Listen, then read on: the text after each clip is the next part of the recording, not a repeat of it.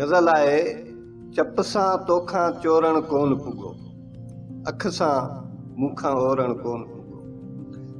चप सां तोखां चोरण कोन पुॻो, अख सां मूंखां ओरण कोन पुॻो। हर माणे खे मापण कोन थियो, हर ताने खे तोरण कोन पुॻो। नचंदे पचंदे न कर कान वणी, सड़ंदे ॿरंदे सोरण कोन पुॻो। गांगो हाणे गेलण जो न हुयो, ॾुखंदी दिलि सां ॾोरण कोन पुॻो। पंहिंजे बुत ते पाइण चाहियो थे, पंहिंजी दिलि ते पोरण कोन पुॻो।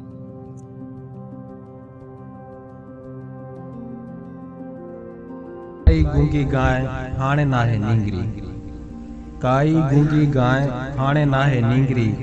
भोरी घट न बाए डूंगर ॾारे थी सघे। उहो ई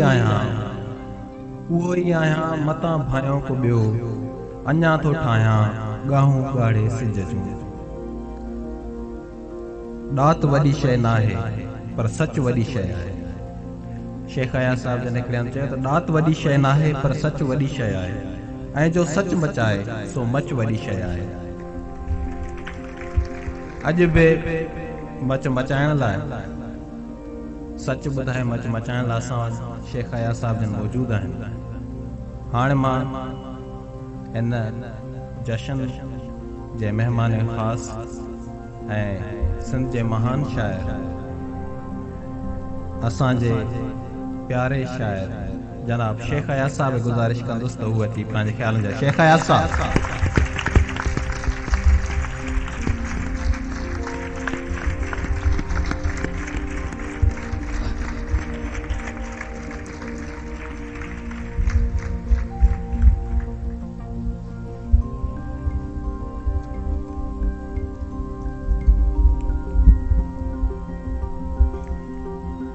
मोहतरम वाइस चांसलर साहब, मोहतरम उस्तादो, ख़वातीन हज़रात, असां पंहिंजे तारीख़ जे बदतरीन ऊंदाहे दौर मां निकिरी चुका आहियूं। स्पेन में फ्रांको ऐं पुर्तगाल में सालदार जी आमरियत बि जनरल ज़ियाउल जी आमरियत खां चङी हुई।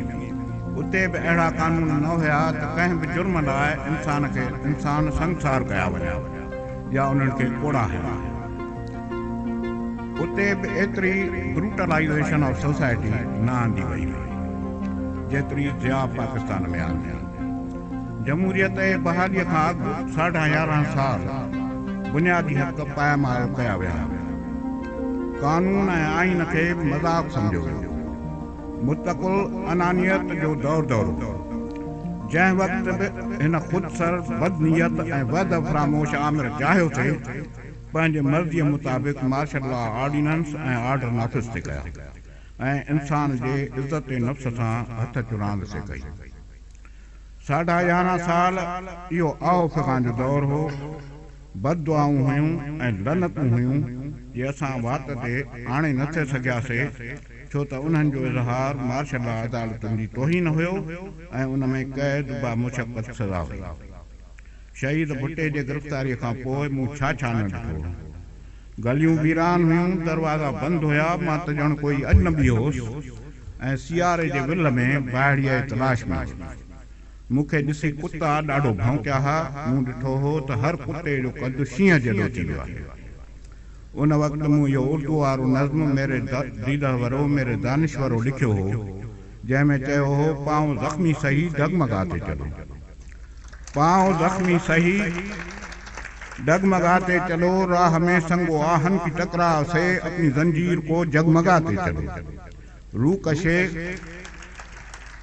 रू कशे ने को बद कितने कोताह कद, सर में बादल लिए हैं तहैया किए बारिशे ज़हर का एक नए कहर का।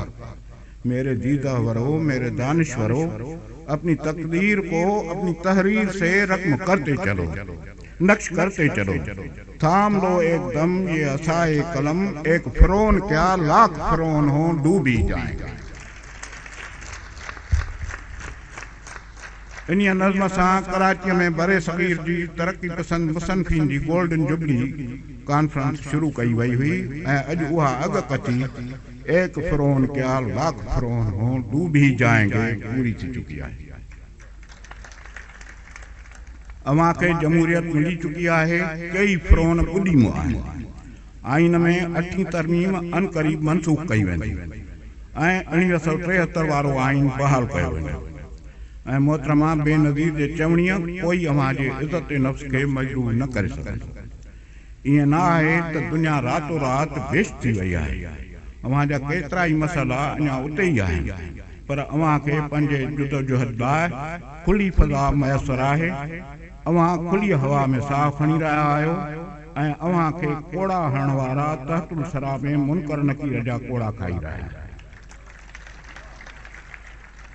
कंहिं मूंखे चयो हो त ज़ियाउल हक़ तुंहिंजो नालो बि हिट लिस्ट ते रखियो आहे। मूं हुनखे जवाबु ॾिनो त कुदरत जी हिट लिस्ट ते हर कोई आहे, ॾिसजे त कंहिंजो वारो थो अचे। मां त हिकु सुपिनो आहियां, सुपिने खे गोलीअ सां उॾाए नथो सघां। हिकु शोलो आहियां, शोले खे गोलीअ सां बुझाए नथो सघां। ओतो ज़िया कुदरत जे हिट लिस्ट में अची वियो, कारोबार ककर हटी विया ऐं आज़ादीअ जो सूरज निकिरी नरवार थियो। मूंखे कई साल अॻु उहा राति यादि अची रही आहे जॾहिं मां इबरत एडिटर काज़ी आबिद जे घर वेठो हुउसि। हू ताज़ो इस्लामाबाद मां मोटियो हो ऐं सुप्रीम कोर्ट में भुटे जी सुनवाईअ जे बारे में ॿुधाए रहियो। ॻाल्हि कंदे हुन जूं अखियूं भरिजी आयूं। भुटे साहब दरख़्वास्त कई हुई त हुनखे सुप्रीम कोर्ट में घुराए हुनखे ॿुधो वञे, छो त हुन पंहिंजे केस में पाण तक़रीर करण थे चाहिए। जॾहिं भुट्टो साहब कोर्ट में आयो त सभई माण्हू मौजूद हुआ, जिन में काज़ी आबिद हुयो। भुट्टो केॾियूं सख़्तियूं सही हॾड़ा थी वियो हो, पर हुन जे बावजूदि हुन जे मुंहं ते अजीब रौनक हुई। हू अॻे वांगुरु ख़ूबसूरत थे लॻो ऐं हुन जे जज़्बात जो इज़हार अॻे वांगुरु विलवला अंगेज़ हो। हुन 2 ॾींहं 11 कलाक तक़रीर कई ऐं आख़िर में जजनि खे चयो कंहिं सरकश इंसान खे पंहिंजे दौर जे बादशाह मौत जी सज़ा ॾेई पुछो हो त तोखे आख़िरी बार कुझु चवणो आहे, त हुन जवाबु ॾिनो त जे मुंहिंजो सिर कपाए त गर्दन वटां न कपाइजांइ पर सीने वटां कपाइजांइ, त जीअं सभिनी कपियल सिरनि खां मुंहिंजो सिर ऊचो पुछो। जे अव्हां मूंखे सज़ा ॾियो त मां बि अव्हां खे साॻी ॻाल्हि चवणु थो चाहियां। इहो ॿुधी सुप्रीम कोर्ट में मौजूद मर्द ऐं ज़ालूं सुॾका करे रुना। भुट्टे जे शहादत खां पोइ मूं ही वायूं लिखियूं, कुठा रात कलाल मेड़ो नाहे मधु ते, कुठा रात कलाल मेड़ो नाहे मधु ते, रात न पाखर प्यार जी चंड न कंहिंजी ढाल मेड़ो नाहे मधु ते, पीअण खे पाणो कयो जीअण जी जंजाल मेड़ो नाहे मधु ते, मथां मटन हथड़ा सेके थिया साल मेड़ो नाहे मधु ते, वरना विल विहाटिया बूढ़ा माई लाल मेड़ो नाहे मधु ते, 2 कन था बाट में हाणे चोर चंड्राल मेड़ो नाहे मधु ते।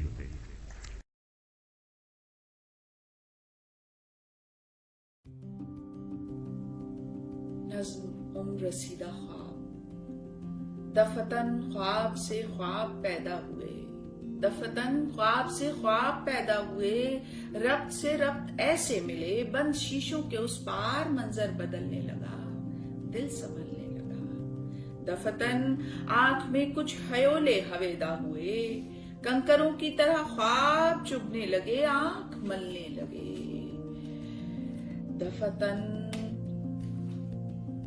कंकरों की तरह ख्वाब चुभने लगे, आंख मलने लगे, खून उगलने लगे, मंजरों का तमाशा पिघलने लगा। दफतन दिन कबीदा हुए, बेहिजाबी तमन्ना को ओढ़े हुए शब भिगोने लगी, शौक चलने लगा।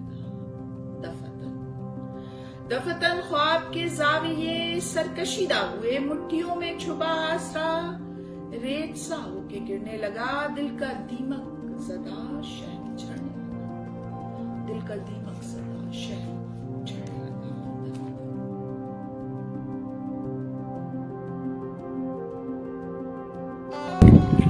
दोस्तों,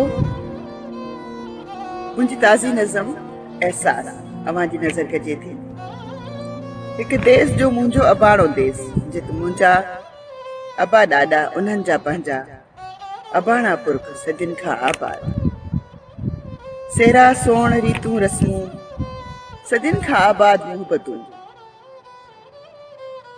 हवाऊं सिज ऐं चंड बि पंहिंजो, अखियुनि जा इंतज़ार बि पंहिंजा, ख्वाबनि जा ख्वाब बि पंहिंजा, देस बि पंहिंजो, सभु कुझु पंहिंजो। अयाणा ॾुझायल मारू बि मुंहिंजा, सदियुनि खां सिकायल, बुखायल उञायल, कखाउनि घरनि में, रुखी सुखी खाई अंगण में तारनि कतियुनि सां कचहरियूं बि पंहिंजूं। ओचितो को वाव अहिड़ो घुलियो, सभु पंहिंजा जहिड़ो पराया थिया, देस पंहिंजो ॼण ओपरो थी पियो।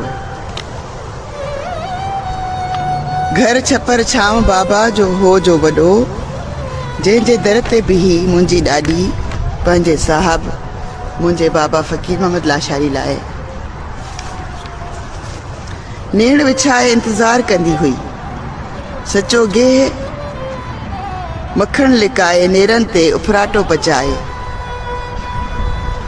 सॼो प्यार ओते सिक मां घेरी निहार निहारे पई ठरंदी हुई।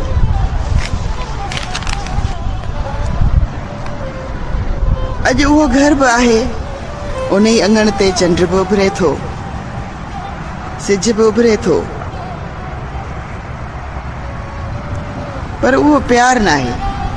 दरनि ते बीही सियारे जूं रातूं जो कचहरियूं कबियूं हुयूं, जीजी अम्मा ऐं सभु सोटूं मसातूं, गहरियूं रातूं गुज़री वञनि पर ॻाल्हियूं पेट वरनि जूं खुटनि ई न।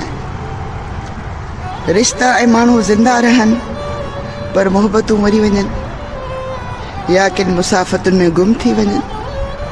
उहे अखियूं जेके हिक ॿिए खे ॾिसण लाइ पसण लाइ आतियूं हुजनि, सिक भरी निहार लाइ आतियूं हुजनि, हाणे उहे सभु अखियूं ओपरियूं थियूं लॻनि, ओपरियूं थियूं लॻनि। उहे सुहिणियूं अखियूं हाणे ओपरियूं थियूं लॻनि, ओपरियूं थियूं लॻनि।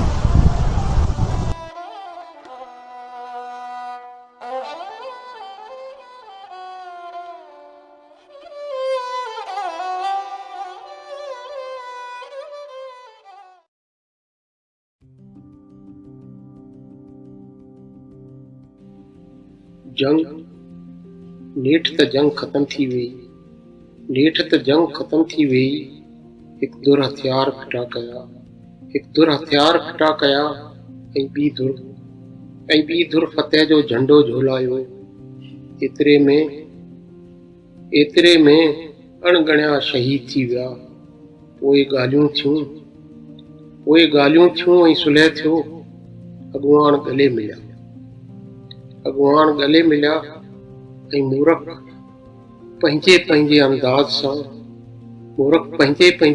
सां तारीख़ रक़म करण लॻा। किंजो केर ऐं किंजो केर, किंजो भाउ, किंजी भेण, किंजो पुट, किंजो पीउ, किंजी माउ, किंजी धीउ, किंजो दोस्त ऐं किंजो यार, किंजो घोट ऐं किंजी वञी, ऐं किंजो महल हलिया विया। कीअं गुज़री हूंदी हयाती उन्हनि ॿुढनि ऐं ॿुढड़ियुनि जी, जिनजे जोधन जान विञाई। कीअं कटिया हूंदा ॾींहं उन्हनि वञनि जा जिन जा सुहाग शहीद थिया। ऐं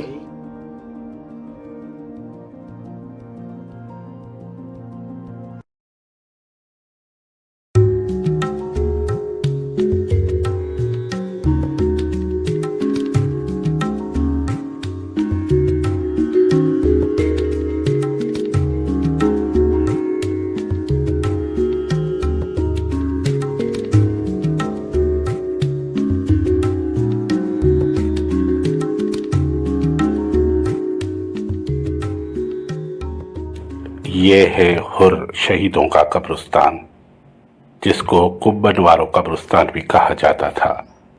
वजह ये थी कि यहाँ पर दर्जनों पुराने मकबरे थे।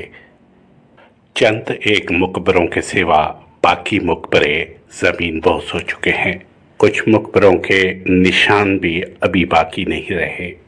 एक दो मकबरे ऐसे हैं जिनके गुंबद अभी बाकी हैं। एक दो के सिवा तमाम मकबरों की छतें और दीवारें गिर चुकी हैं। इस तरह से तामीर के मकबरे सिंध में हर जगह नजर आते हैं। सांगड़ के इन मकबरों में कौन दफन हैं या कौन दफन थे, या ये मकबरे किस दौर के हैं, क्योंकि कुछ मकबरे ऐसे हैं जो दूसरों से मुनफरिद भी हैं और पुराने भी।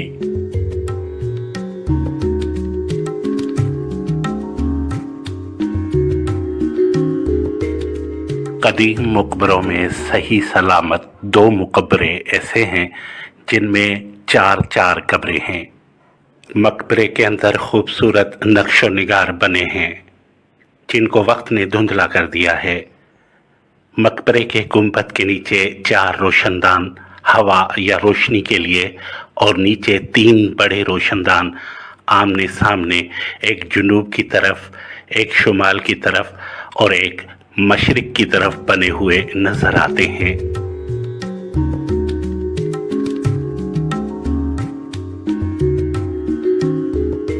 दो कदीम तरीन मकबरे ऐसे हैं जिनकी छतें कहीं कहीं से दीवारें भी गिर चुकी हैं। इनमें 8 दरवाजे बने हुए हैं। तर्ज तामीर में बाकी मकबरों से अलग और कदीम नज़र आते हैं। इसमें भी 3 कब्रें फ़िलहाल बनी हुई नज़र आती हैं। सब मकबरे गारे की मिट्टी, रेत और चूने की बनी हुई हैं और पतली ईंटें टाइल्स नुमा लगी हुई नज़र आती हैं जो निहायत मजबूत और ठोस हैं।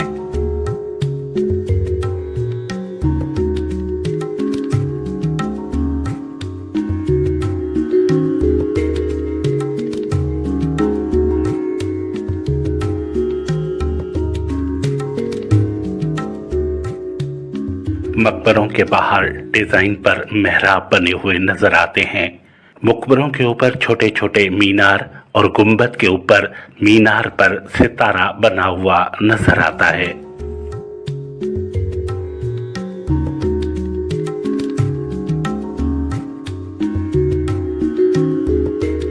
एक मकबरे के सिवा जो मशरिक की तरफ है, बाकी सारे मकबरों के गुंबद पर बने हुए गारे, मिट्टी, चूने और रेत के मीनार और सितारे टूटकर गिर चुके हैं और कुछ कुछ निशानियां अब भी गुंबदों पर नजर आती हैं।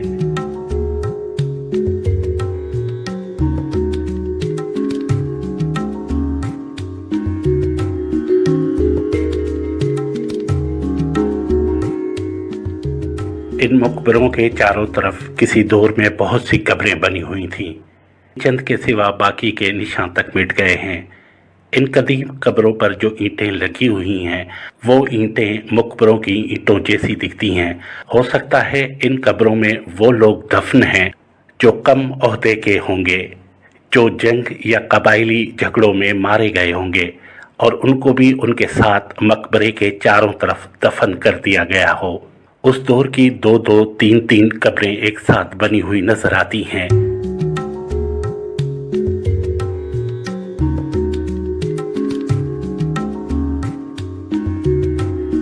कहा जाता है मकबरे बनाने का रिवाज कल्होड़ों के दौर से था, मगर मीरों के दौर में ये रिवाज आम था। जो भी बलोच सरदार या बलोच बिरादरी का बड़ा फौत हो जाता तो उसकी मज़ार बनाई जाती। उनमें वो लोग दफन हैं जो जर्नेल, फौज के सिपह सालार थे, या वो सरदार जो तिबी मौत मर जाते थे, या उस दौर में कबायली झगड़ों में मारे जाते थे तो उनके मज़ार बनाए जाते थे। उनमें बड़ी तादाद मीरों के लश्कर में शामिल अफराद की है जिन्हें मीरों ने जागीरें भी दी हुई थी।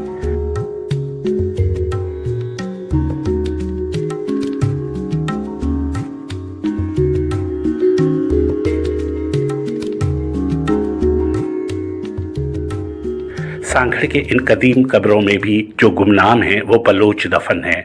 उस दौर में कब्र पर कुत्बे का रिवाज नहीं था, इसलिए ये पता नहीं लगाया जा सकता कि ये कब्रें किसकी हैं। कदीम कब्रों पर किसी किस्म की तख्ती या कब्रों पर कुतबा लिखा हुआ नज़र नहीं आता।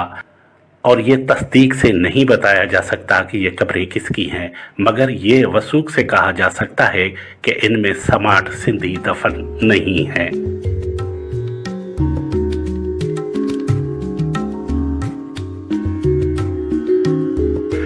शुरू में इनके वारिस मकबरों पर दुआ पढ़ने आते थे और आहिस्ता आहिस्ता वो भी गुमनाम हो गए। उस दौर में एम्बुलेंस या लाशों को मुंतकिल करने के लिए मवासलात की सहूलियात नहीं थी, या निशानी के तौर पर जंगों या कबायली झगड़ों में मारे जाने वाले शख्स को उसी जगह दफन कर दिया जाता जहां उसकी मौत वाक़ई हो जाती। और अक्सर रिवाज ये भी था कि तबी मौत मरने वाले सरदारों अमीरों के मकबरे भी उसी जगह बनाए जाते थे जिस जगह उसकी मौत वाक़ई हो जाती थी। यही सबब है कि आपको रहगुजर खेतों, बस्तियों, शहरों में तन तनहा अकेला मकबरा या 2-3 मकबरे नजर आते हैं। कल्होड़ा दौरे हुकूमत पे भाइयों के अंदरूनी झगड़ों में भी मारे जाने वाले ख़ानदान के अफराद के मकबरे बनाए जाते थे। सांगढ़ में इस मकाम पर बहुत से मकबरे थे।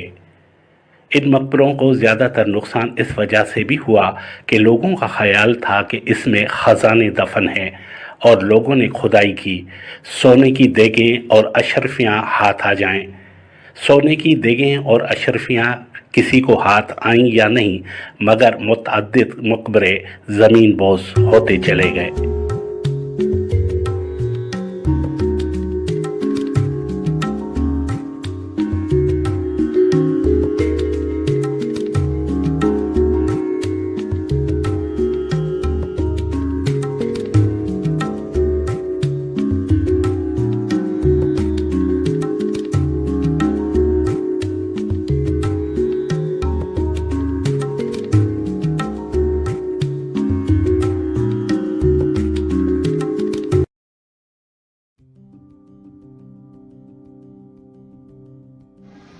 मुझे कहानी जो मान आया चालीह पति इन उठजी वहा के छिकी रीले चयो बुश बुश पेर सां लठ उलारी त उठो गुड़ कंदो अॻियां गोॾा घोड़ा ऐं पोयां पेर सोड़ा करे वेंदे ॾंद घुटाई नेशन जे आवाज़ में साए बटले जी कावड़ ज़ाहिर हुई।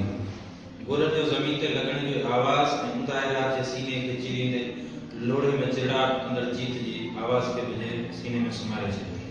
तने चौरमासी सुकोड़े वसंत जो आवाज़ आयो, बाबू सां ज़िद न कजाई। हिन खे नज़र आवण ॾे विधी जिते चारो ॾींहं जो हीअं पियो हो ॼण को पारो थो ताम जंहिंखे ॻोठ जा रुॻो वैट त ठहियो पर कुता खाइण लाइ तयारु न हुजनि। निदड़ का बुखनि में पाह थिएजी पर हिकु गिराह बि न ठाहिजी। इहा मस्ती त 2 ॾींहं रही।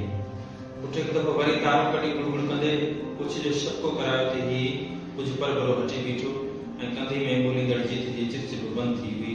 साब उतर जे झुमके सां शुरू थी वई। तॾहिं हिन चाचे वरू जी चवण तोड़ जी फूंगार ॿुधी हिन तोड़ खे हकल कई त तोड़ तबड़को कंदे बिट जी लाही में ॾही वई। उठ 3 भेरे कुझु जो शको कंदे तारो कढियो त हिन उठ खे हकल करण बजाए चिप हणण जो इशारो हल्के तड़के में कयो। है बस पुट बस। पक थी वियो हुअसि त ज़ोर ते मुड़ण वारो कोन्हे, किथे थो मुड़े। चाचो मींहुं सचो आहे त मजने जी मस्ती जी 40 पती उठ में आहे। अञा 39 पतियूं बचियल अथसि। शल खुदा ख़ैर करे नेर हींअर ऐं ताले खे हिकु पासे रखी पींघी खे जांचई त सभु किलियूं मज़बूती सां आहिनि। पक करे वापसि मस वरियो त चाचे वसंत सॾु कयो, अॾू ओ अॾू हा ॼाड़ो आहे। कुझु ॾींहं ई चाचे वरू वारी ॼाण हुई इन बारी किथां आई दही ॾेई सो ताईं परे वञे। चाचे वसंत ज़िंदगी में सलाह जो समूरो इशारो सुम्हण थे चाहियो।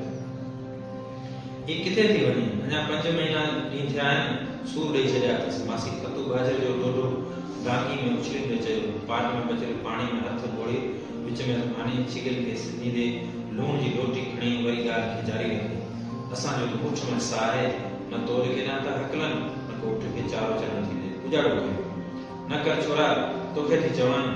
अङण ते पेर रखण खां अॻु अॾू जे कन ते ॼातल सुतल आवाज़ हुई। आवाज़ ॼण त कोयल जी कूक हुई जंहिंमें सुरूर हो, मौसीक़ी हुई जॻह जे एहसास जे तारिन खे छेड़ींदे थी वई। हिन उड़ करे लोड़े खां साम्हूं छोरे ॾांहुं नज़र विधी जिते हुनखे ॿरंदड़ काठियुनि जी रोशनी खां सवाइ कुझु नज़र न आयो। जेका चुल्हे तर्फ़ां ॿाहिरि मुदाई सीनो चीरे परे परे पकड़िजी रही हुई, पर आवाज़ हाणे जे रग रग में पाणी जो उञ वांगुरु समाइजी वियो।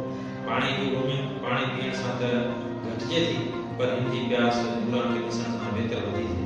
अॼु नूरा जॾहिं खूह तां दिलो भरे वापसि ईंदे पिट पे चढ़ी तॾहिं अलू साव कटोरो पीआरे वापसि पियो वियो ऐं नूरा खे ईंदे ॾिसी हिन लिख वधाई। नूरा मुख नंढी कंदे लोर में लचे कांदी त क़यामत टुटी। पखी वे हैरानी जी लोर ॾिसी रहिया हुआ। डेलू ॿुधाइणा चुभण जे बजाए हिन डेल जी लोर ते रिखजी पयूं हुयूं। बेहतर खाॿो हथ दिले जे पोयां वराए ॿियो हथ लोॾे ते हली त 4 आने में ठहियल छला आङिरियुनि में जकंदे झिरमिर सां कला जा समूरा रंग समोए अलू जे अखियुनि में दिमाग़ खे मोहे रहिया हुआ। अलू जे पेरनि जे आहाट ऐं साए बटारे जे नासनि जी पुंगारनि खे अहसासु ॾियारियो त दूरी जूं दीवारूं ख़तमु थी चुकियूं आहिनि। नूरा चयो, अॼु जल्दी आहे त तकड़ कई अथव? हा, तकड़ आहे न कंहिंखे रसण जी। हिन नूरा जे बदन जो जाइज़ो वरितो जंहिंमें जवानी अंग अंग मां कारीअ जी वंग विझंदी सावण जी बरसाति में धरती जे सीने ते फुलंदड़ गाह जी कपड़नि मां पीली निकिती।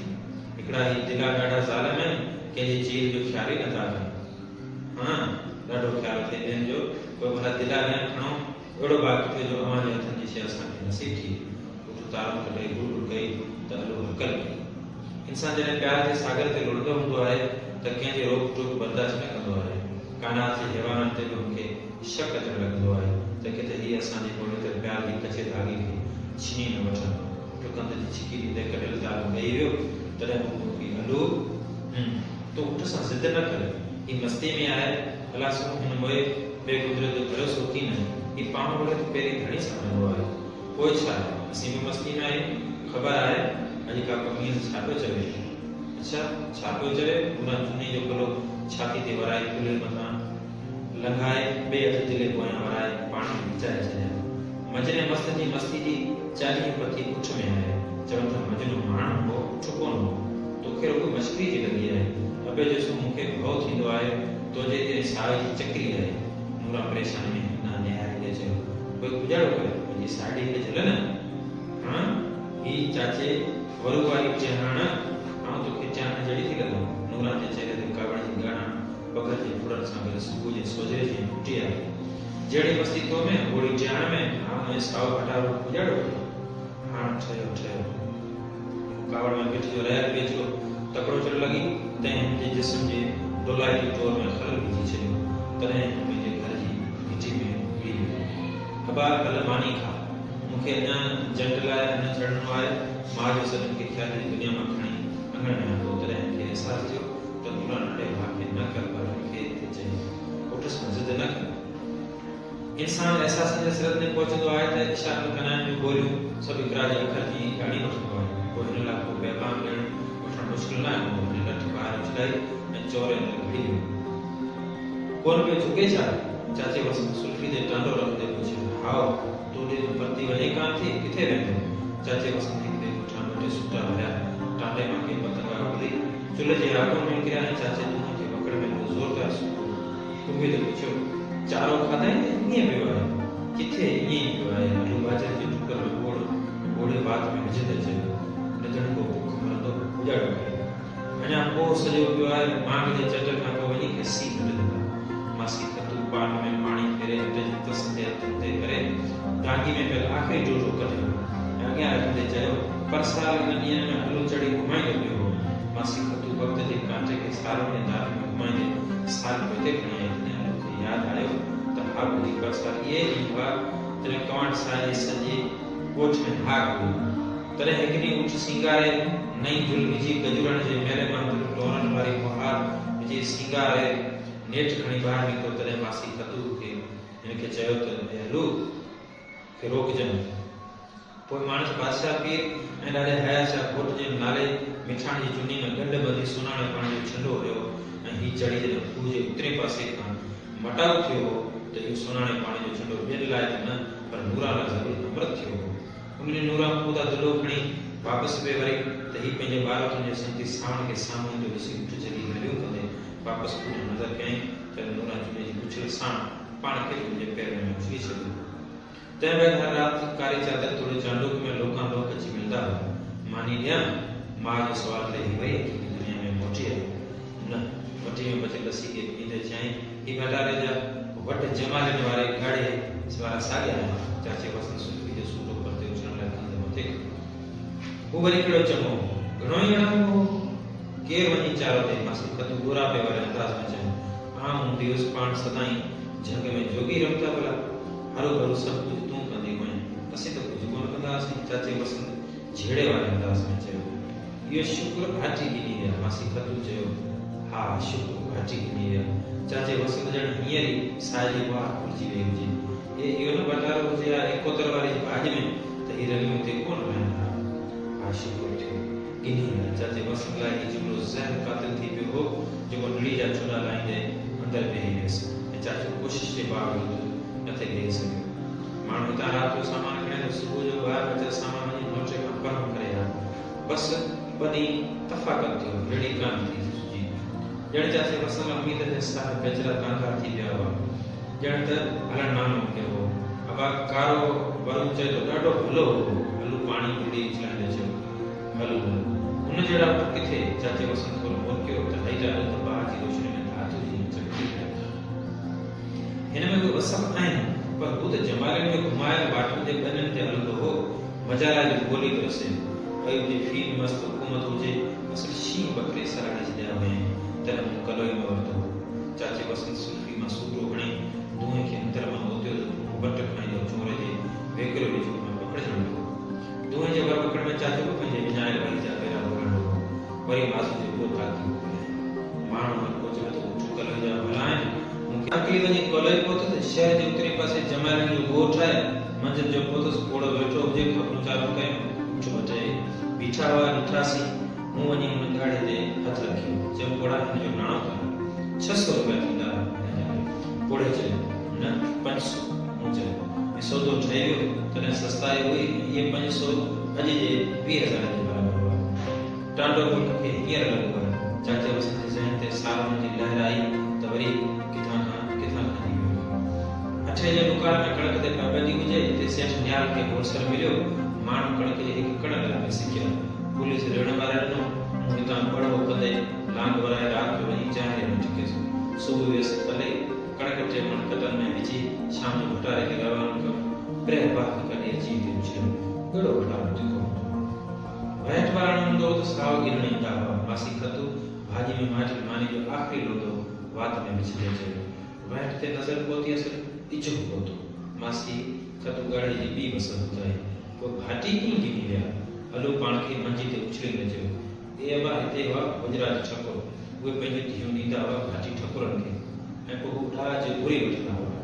हिते उहे शादी तॾहिं वञी कंहिंखे ॿुधायो त वसंत वटि भलो आहे तव्हां वसंत जो पुट घुरो पोइ घुर थी पंहिंजे उठ जी राति जो वीर सिंह रखिजी आया हक़ीक़त पहली इज़त जो सुवाल आहे उठ जी ढूंढी अथनि न त कुंवार कोन गिनींदा पोइ भाई खमीसे में सभिनी चयो त ॾियणो पवंदो 1400 ते फ़ैसिलो थियो तंहिंमें 700 रुपया ॾिनो ऐं बाक़ी 700 रुपया 15 ॾींहं खां पोइ ॾींदासीं मथां बाटे ॾींहुं ॿई भाॼ असीं भॻियासीं सिंध ऐं हू विया हिंदुस्तान बसि पैसा पविया उन्हनि खे असांजी शइ वई चाचे वसंत ख़ाली मुठो बुकड़ल पुठ ते हथ लहरायो ॼण त पैसा न पर ज़िंदगी जी सभु पूंजी वई हुजे मासी खतु चोरे में ॿाहिरि निकिरी पती बसाण खणी वई चाचे वसंत काठियूं सोरे चुल्ह में विझियूं पियूं हिकु ॿ ॾिनाई त भाग भरी वई वांदो हथ सेकींदे ॿिए हथ में पकियल सुल्फी मां सूटा हणी हणण लॻो जेका विझामण सांभा करे रही